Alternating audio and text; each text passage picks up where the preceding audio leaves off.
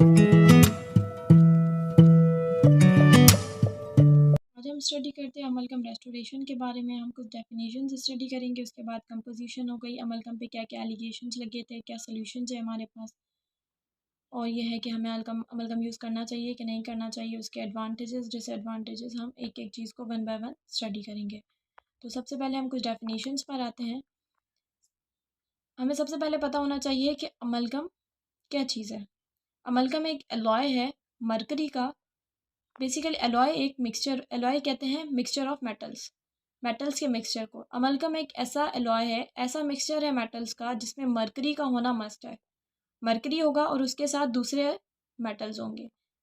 Alloy of mercury with another metal और metals. तो amalgamation को देखते हैं। अमलगमेशन एक टाइप है एलॉय का in which mercury is added with another metal और मेटल्स। वही बात कि अमलगमेशन, जैसे कि अमलगम से नाम निकला गया है कि ये एक बहुत सारे डिफरेंट टाइप्स होते हैं हमारे पास एलॉय के। ठीक है, तो ये एक ऐसा एलॉय है जिसके अंदर मरकरी होगा और उसके साथ एडेड मेटल्स होंगे। फिर हमारे पास आता है ट्राइचुरेशन। तो ट्राइचुरेशन क्या चीज़ है? ट्राइचुरेशन एक ऐसा प्रोसेस है जिसमें हम अमलगम एलॉय के पाउडर को मिक्स करते हैं लिक्विड मरकरी के साथ। लिक्विड मरकर हम क्या करेंगे, लिक्विड मरकरी लेंगे और जो अमलगम एलॉय का पाउडर है उसको लेंगे, उसे मिक्स करेंगे। उस प्रोसेस को हम बोलेंगे ये ट्राइचुरेशन का प्रोसेस है। बेसिकली अमलगम दो तरह से मिक्स होता है। इसके दो मिक्सिंग के दो तरह के होते हैं। एक मैकेनिकल मिक्सिंग होती है और इसकी मैनुअल मिक्सिंग होती है। मैनुअल मिक्सिंग जैसे हमने पाउडर लिया, लिक्विड लिया, मॉर्टर पेसल के अंदर मिक्स किया, इसको हम कहते हैं मैनुअल मिक्सिंग, जिसका मिक्सिंग टाइम यहाँ पे मेंशन है कि होना चाहिए 25 to 45 सेकेंड्स। ठीक है, तो और जो मैकेनिकल मिक्सिंग होती है उसमें हम क्या करते हैं कि अमलगमीटर एक हमारे पास मशीन होती है, उसमें हम कैप्सूल डालते हैं और वो मिक्स होकर हमें हमारे पास रेडी होती है कि हम उसको निकाल के यूज़ कर लेते हैं। फिर अब हम आते हैं अमलगम की कंपोजिशन पर। अमलगम की कंपोजिशन पर आते हैं। तो अमलगम की कंपोजिशन देखी जाए तो अमलगम बना हुआ होता है पाउडर, लिक्विड। ठीक है, पाउडर, लिक्विड। तो लिक्विड में हमारे पास मरकरी आता है और पाउडर में हमारे पास चार चीज़ें आती हैं, सिल्वर, टिन, कॉपर, जिंक। जैसे यहाँ पर मेंशन है सिल्वर, टिन, कॉपर, जिंक। ठीक है, हम वन बाय वन इनके पढ़ते हैं फंक्शंस क्या हैं। तो हमें सिल्वर क्या देता है? स्ट्रेंथ। ये हमेशा याद रखिएगा कि अमलगम के अंदर जो स्ट्रेंथ होती है वो सिल्वर और कॉपर देते हैं। सिल्वर का एक फंक्शन हो गया स्ट्रेंथ देता है, और अमलगम की जो वाइटिश अपीयरेंस होती है वो कौन देता है? सिल्वर की वजह से होती है। तो इसका दूसरा फंक्शन हो गया ये वाइटन्स एलॉय। और इसका मेन फंक्शन तो स्ट्रेंथ देना भी है, लेकिन रिएक्शन के हिसाब से देखा जाए तो ये मेनली रिएक्ट करता है विद मरकरी। अब आते हैं टिन पे। टिन क्या करता है? जो सिल्वर और मरकरी पे हमने बोला कि सिल्वर और मरकरी के बीच में रिएक्शन होता है, उसको प्रमोट कौन करता है? टिन करता है। और कोरोजन को भी कम करता है। कोरोजन को कम कैसे करता है? एक्ट करता है एज अ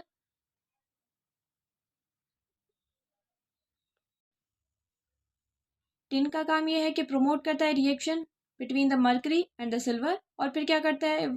टिन का काम यह है कि दूसरा काम कोरोजन को रिड्यूस करता है। जैसे कि हमने पहले पढ़ा सिल्वर में कि सिल्वर स्ट्रेंथ बढ़ाता है, तो जब हम कॉपर पे आएंगे तो पहले ही बता दिया था कि कॉपर और सिल्वर दोनों क्या बढ़ाते हैं? स्ट्रेंथ।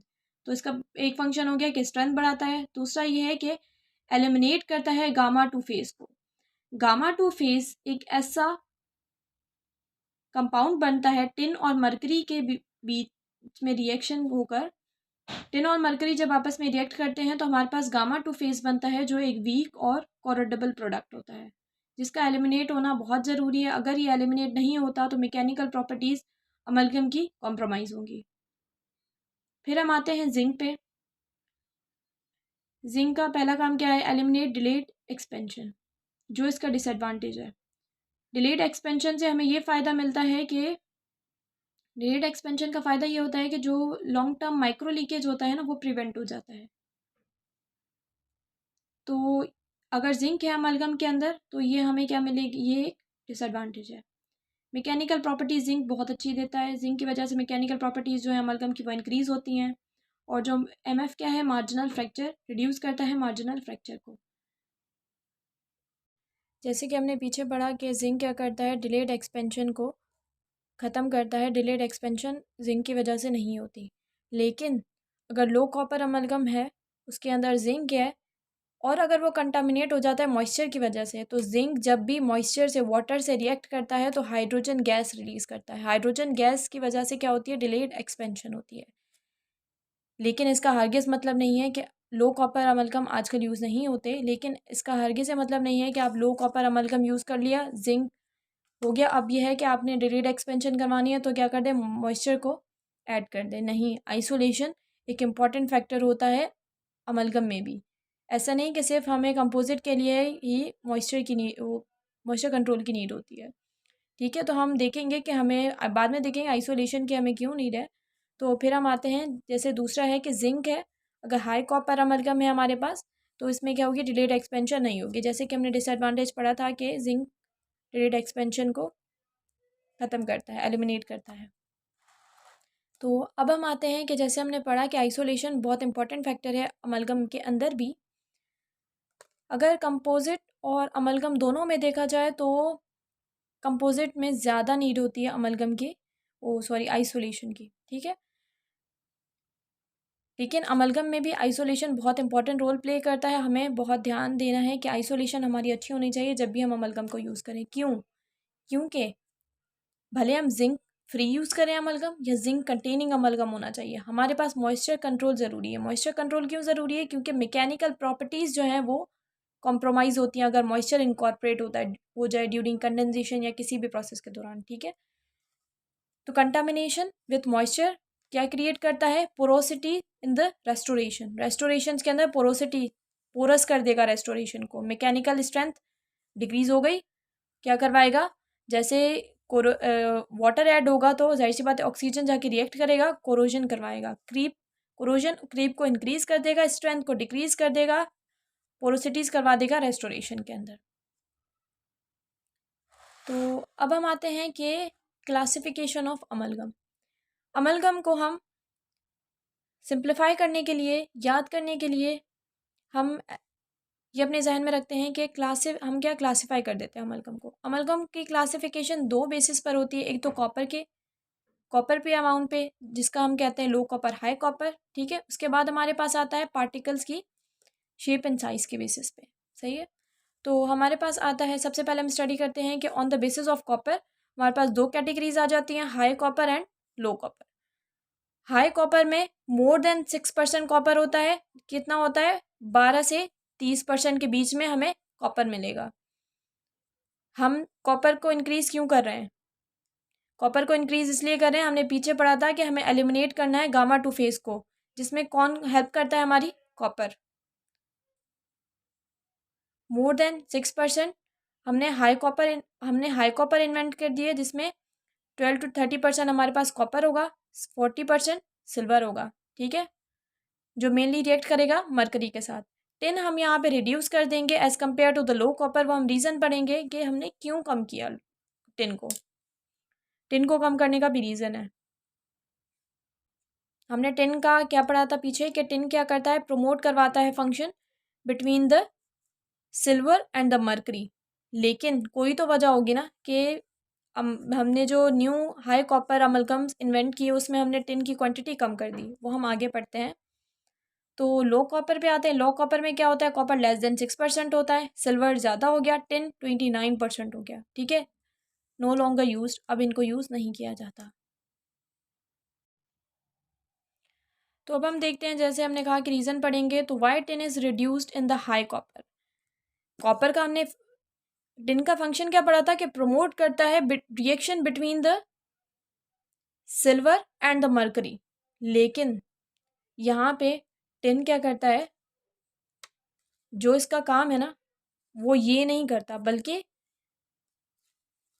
प्रोमोट करने के बजाय, अमलगम और सिल्वर के रिएक्शन को प्रमोट करने के बजाय क्या करता है, खुद रिएक्ट कर लेता है। और जब खुद रिएक्ट करेगा तो हमने पीछे पढ़ा था कि गामा टू फेज बनता है। वो किसका रिएक्शन होता है, टिन और मरकरी। टिन और मरकरी दोनों मिलकर गामा टू फेज़ बनाते हैं, जो एक वीक कंपाउंड है जिससे हमारी मैकेनिकल प्रॉपर्टीज़ कॉम्प्रोमाइज़ होंगी। यही रीज़न है कि हमने हाई कॉपर जो हमने इन्वेंट किए हैं, हाई कॉपर अमलगम्स, हमने उनमें टिन की क्वांटिटी कम कर दी है। तो अब हम आते हैं on the basis of the particles, हमने क्लासिफाई किया है अमलगम को। तो पार्टिकल्स के हिसाब से हमारे पास 3 क्लासिफिकेशंस आती हैं: lathe cut amalgam, spherical amalgam, admix amalgam.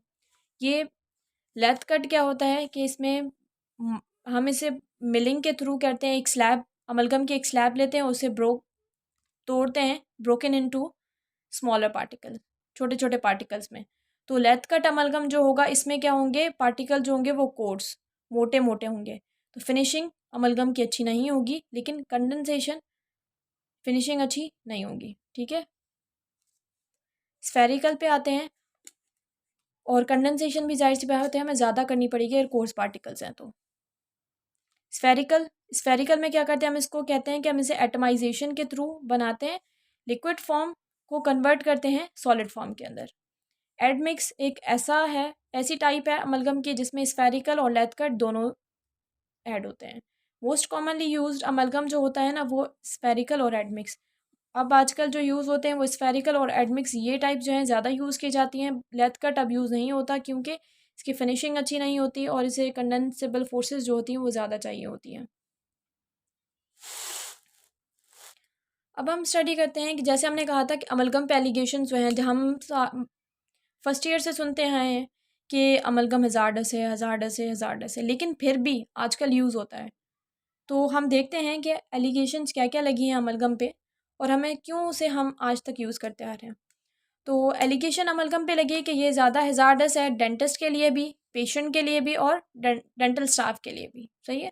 और कहते हैं कि अगर एक पेशेंट है जिसको 12 अमलगम की रेस्टोरेशन है, 12 अमलगम की रेस्टोरेशन हैं, तो ऑन द डेली बेसिस उस पर डेली 1.7 माइक्रोग्राम अमलगम उसमें उसकी रेस्टोरेशन में से रिलीज़ होता है।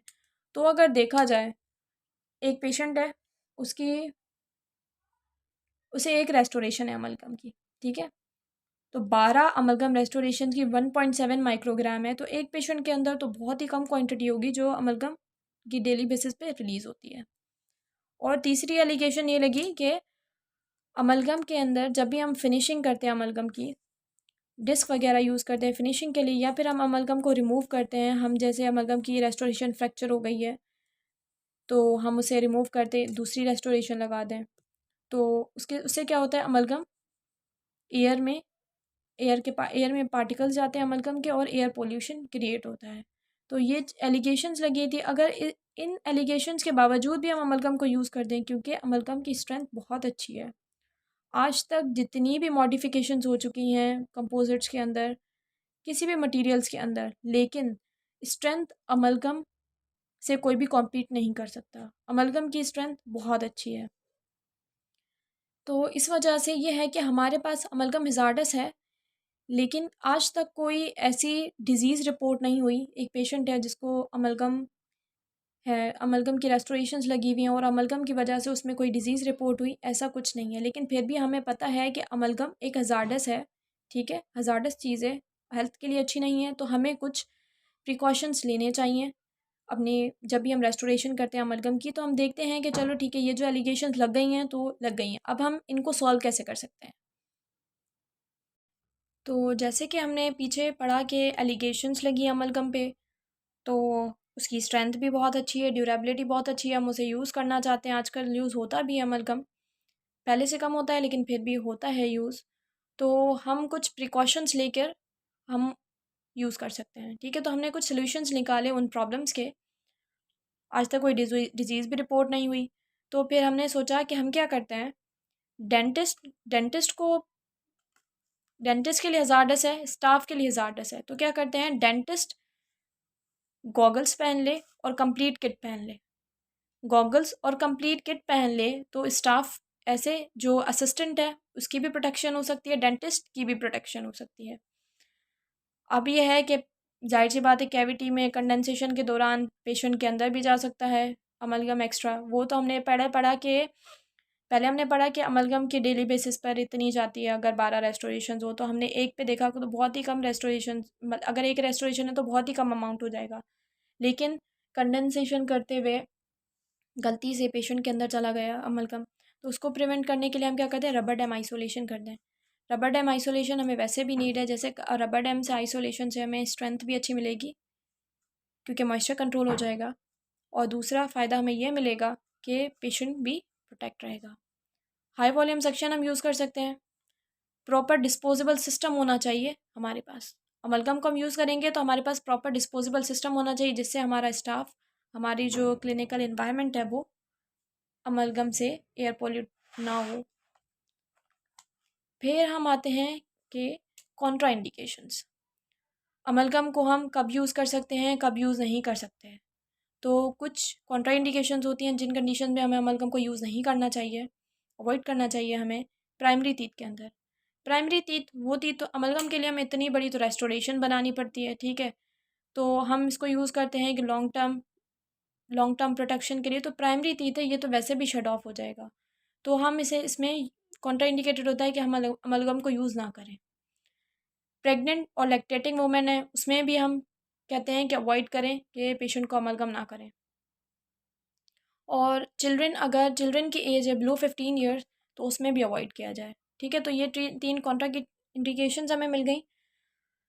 अब हम देखते हैं कि एक तो प्रेग्नेंट वुमेन है, ठीक है, हमने इसमें पढ़ा कि हमें क्या करना चाहिए, अवॉइड करना चाहिए। लेकिन एक प्रेग्नेंट लेडी आ जाती है, उसकी रेस्टोरेशन हुई हुई है, अब वो रेस्टोरेशन फ्रैक्चर हो गई है, माइक्रो लीकेज हो गया है, उसको पेन है, तो और उसकी पेन उसकी बर्दाश्त से बाहर है, तो हम क्या करेंगे, पेशेंट की जो ऑलरेडी रेस्टोरेशन हुई हुई हैं हम उसे भी क्या करेंगे, रिमूव करने के अवॉइड करेंगे, ठीक है। अगर एक पेशेंट आता है वो हमें कहता है कि रेस्टोरेशन पहले तो करनी नहीं है, फिर बाद में क्या करनी है, अवॉइड करनी है। अवॉइड करनी है कि बिला वजह अगर पेशेंट कर सकता है, उसको इतना शदीद दर्द नहीं है, या फिर अभी फ्रैक्चर नहीं हुआ, रेस्टोरेशन पूरी तरह से फ्रैक्चर नहीं हुई, तो यह है कि आप उसे कहें कि आप प्रेगनेंसी के बाद जो है इसको ट्रीट करवा दें, सही है, इसको रिमूव करवा दीजिएगा।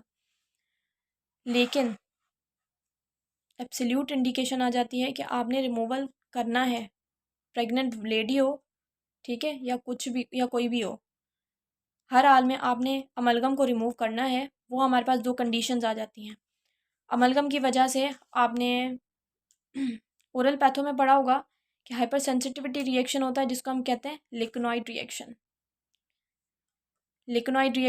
लाइकन प्लैनस, ऐसे पढ़ा होगा आपने।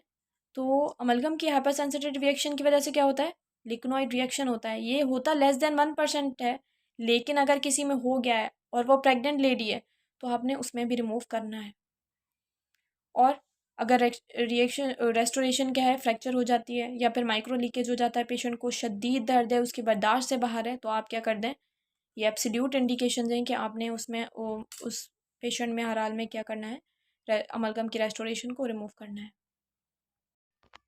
अब हम शुरू से ये बोलते आए कि भाई हम अमलगम को यूज़ करते हैं, इसके फ़ायदे हैं, इस वजह से हम इसको यूज़ करते आ रहे हैं। ज़ाहिर सी बात है कोई तो इसके अंदर खासियत होगी ना कि इसको अभी तक यूज़ किया जा रहा है, जबकि ये ज़ारडस भी है, फिर भी सोल्यूशंस निकाल के इसको यूज़ किया जा रहा है। तो अब हम पढ़ते हैं कि इसके एडवांटेजेस क्या हैं। ज़ाहिर सी बात है अगर नुकसान है, सॉरी फ़ायदे हैं तो नुकसान भी होंगे, उसे हम बाद में स्टडी करते हैं। पहले हम एडवांटेजेस, फिर हम डिसएडवांटेजेस, उसके बाद पूरे लेक्चर में से कुछ इंपॉर्टेंट पॉइंट्स जो वाइवा और बीसीक्यू के हिसाब से इम्पॉर्टेंट है वो हम देख लेंगे। तो हम सबसे पहले देखते हैं कि एडवांटेज। हमने सुना होगा कि अमलगम की स्ट्रेंथ बहुत अच्छी होती है, अमलगम की स्ट्रेंथ बहुत अच्छी होती है, लेकिन स्ट्रेंथ भी दो तरह की, ठीक है, कंप्रेसिव स्ट्रेंथ भी होती है, टेंसाइल स्ट्रेंथ भी होती है।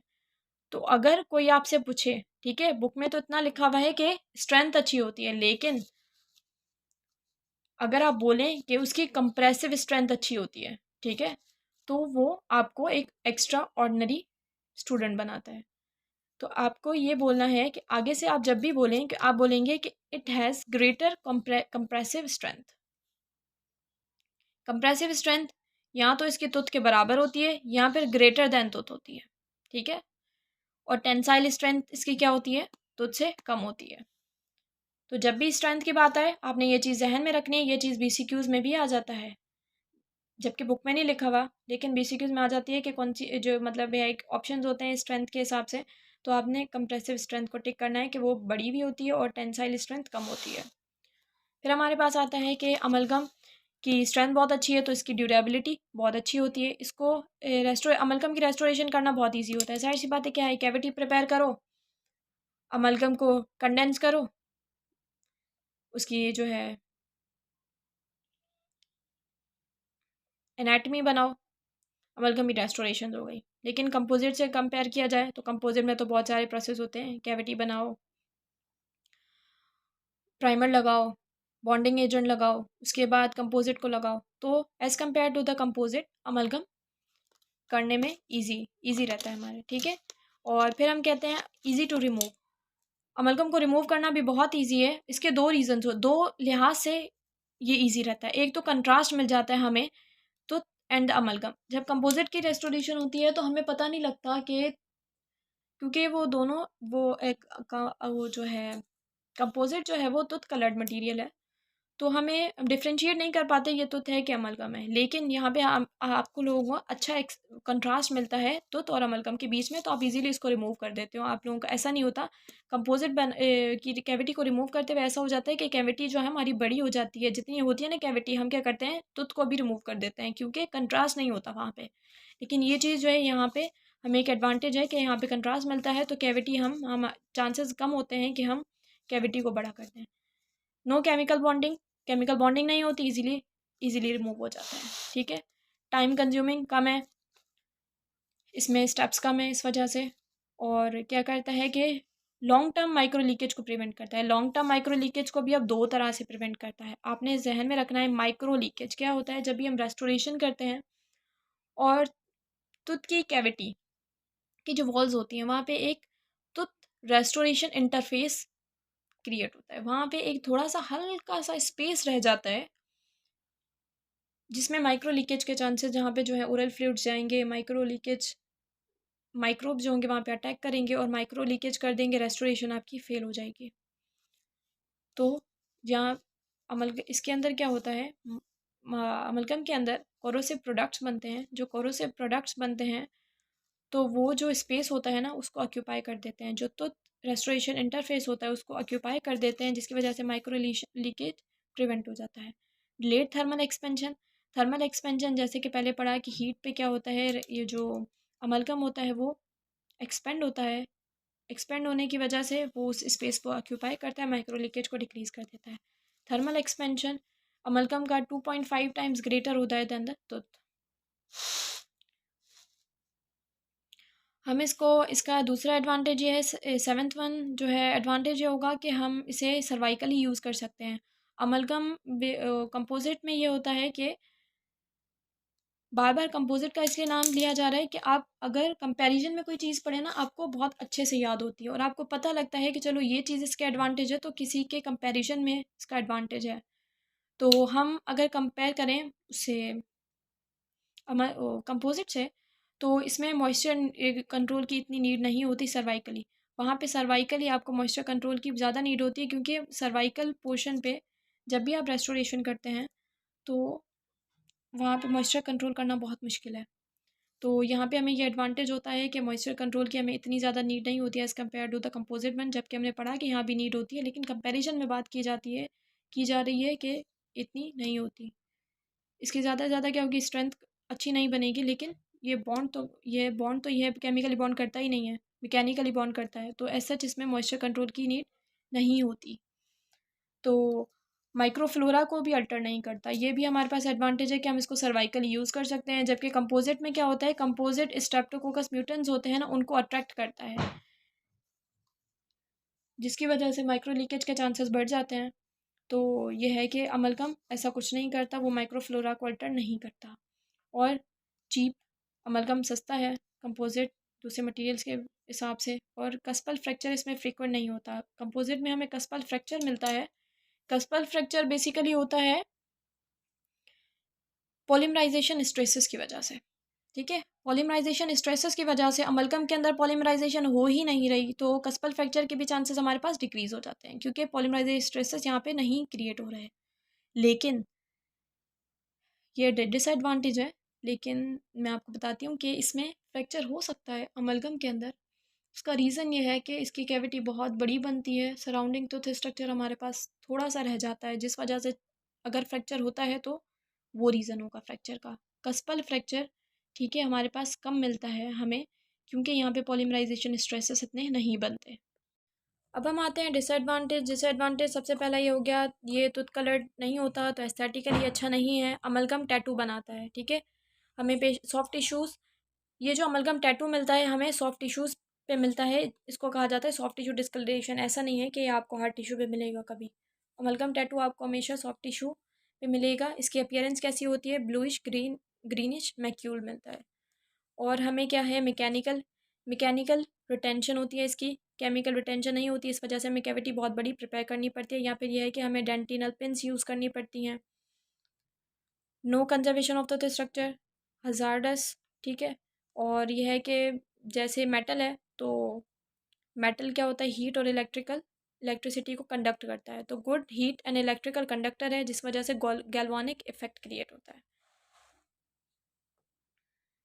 ऐसा BCQ आता है, उसमें कहते हैं कि एक दांत है, गैल्वानिक इफेक्ट जो होता है, गैल्वानिक इफेक्ट, और आपको ये इस चीज़ में करना पड़ता है कि ये थर्मल कंडक्टर है, एक कम जो है थर्मल कंडक्टर है, या फिर ये है कि गैल्वानिक इफेक्ट से रिलेटेड BCQ आता है। तो ऑप्शन आपने ध्यान से चूज़ करना है। जब भी आप चूज़ करेंगे तो हम इसको बाद में जो है स्टडी करेंगे कैसे BCQ आता है, क्योंकि अभी स्टडी करना उसको मतलब बताना बहुत जल्दी हो जाएगा, तो हम बाद में ये देख लेंगे। लेकिन इससे रिलेटेड BCQ आता है, अगर कभी भी आए तो आपने ध्यान से टिक करना है, उसको ध्यान से पढ़ना है कि गैल्वानिक इफेक्ट ऑप्शन होना चाहिए या फिर थर्मल थर्मल कंडक्टर ऑप्शन होना चाहिए। फिर हमारे पास आता है कि need thickness to be strengthen. हमारे पास हम कैविटी क्यों बड़ी बनाते हैं, क्योंकि केमिकली बॉन्ड नहीं करता, केमिकली बॉन्ड नहीं करता, हमें थिकनेस अच्छी चाहिए। कम से कम अमलगम के लिए हमें 1.5 mm थिकनेस चाहिए। कितनी चाहिए, 1.5 mm थिकनेस चाहिए। अगर हम नीचे बेस लगाते हैं तो फिर क्या होता है, बेस के लिए हमें क्या होता है कि 0.5 फर्दर हमें करनी पड़ती है, टोटल हमें 2 mm की कैविटी बनानी पड़ती है। क्यों करना पड़ता है, क्योंकि ये डिसएडवांटेज है इसका कि ये हीट और इलेक्ट्रिसिटी को कंडक्ट करता है, इसलिए हम बेस को यूज़ करते हैं ताकि इंसुलेटिंग इफेक्ट आ जाए। इसके डिलेड एक्सपेंशन की वजह से फ्रैक्चर लाइंस क्रिएट होती हैं टूथ के अंदर, और वो लॉन्गेविटी ऑफ टूथ को कॉम्प्रोमाइज़ करता है। ये डिसएडवांटेज होगा, बेस को हम यूज़ करते हैं जिस वजह से हमें फर्दर प्रिपरेशन करनी पड़ती है। और जब हम RCT ट्रीटेड टूथ को में अमलगम को यूज़ करते हैं ना, जब ये RCT ट्रीटेड टूथ में हम अमलगम को यूज़ करते हैं तो क्या होता है कि हमें ऑरिफिस से 2 mm GP को रिमूव करना पड़ता है for the retention purpose, to give retention to the amalgam, ठीक है, जिसको हम क्या कहते हैं, नियर्स कोर। फिर अब हम आते हैं कुछ BCQ और वाइवा जो इम्पोर्टेंट पॉइंट्स कहा गया था, तो उससे रिलेटेड मिक्सिंग टाइम के बारे में पूछा जाता है कि 25 to 45 second. Setting time initial क्या होता है, 30 मिनट्स, फाइनल 24 आवर्स अमलगम का।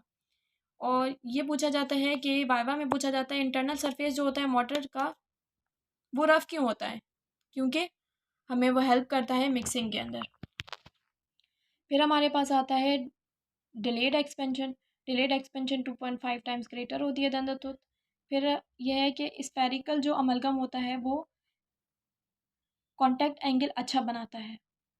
इस और स्फेरिकल 6 पॉइंट क्या है, स्फेरिकल अमलगम जो होता है उसमें वो कंडेंसेबल, उसमें फोर्सेस जो हैं वो कम लगती हैं as compared to lathe cut amalgam. Lathe cut amalgam codes बड़े बड़े क्या होते हैं, पार्टिकल्स होते हैं, जाहिर सी बात है कि बड़ा पार्टिकल है, उसको कंडेंस करने में आपको ज़्यादा फोर्सेस लगेंगी as compared to the spherical जो इतने स्फेरिकल कोर्स पार्टिकल्स नहीं हैं, ठीक है। तो 7th पॉइंट है कि कुछ डेंटल अलॉयज़ होते हैं, ये पूछा जाता है वाइवा में कि कुछ डेंटल अलॉयज़ होते हैं कि उन जिनमें सिर्फ लेथ कट पार्टिकल्स यूज़ है, उनको कहा जाता है फिलिंग्स। वाइवा में क्वेश्चन ऐसे होता है कि फिलिंग क्या होता है, तो आप ये कह सकते हैं कि डेंटल अमलगम जो है अलॉय, अगर टीचर इस कॉन्टेक्स्ट में क्वेश्चन पूछ रहा है आपसे, अमलगम से रिलेटेड क्वेश्चन पूछ रहा है, तो आपसे ये आंसर कर सकते हैं कि डेंटल अमलगम का ऐसा ऐसा एलॉय जिसके अंदर लेथ कट पार्टिकल्स हों, सिर्फ स्फेरिकल ऐसा कुछ भी ना हो। जैसे एडमिक्स में स्फेरिकल और लेथ कट दोनों यूज़ होते हैं, लेकिन यह है कि दोनों से लेथ कट यूज़ हो तो उसमें हम कहते हैं कि ये स्फेरिकल पार्टिकल्स हो गए। इंशाल्लाह हम क्लास 1 कैविटी, क्लास 2 कैविटी के बारे में डिस्कस करेंगे। तो अगर आपको लेक्चर अच्छा लगा हो तो लाइक करें, सब्सक्राइब करें, शेयर करें और कमेंट्स में अपने रिव्यूज़ दें। Thank you.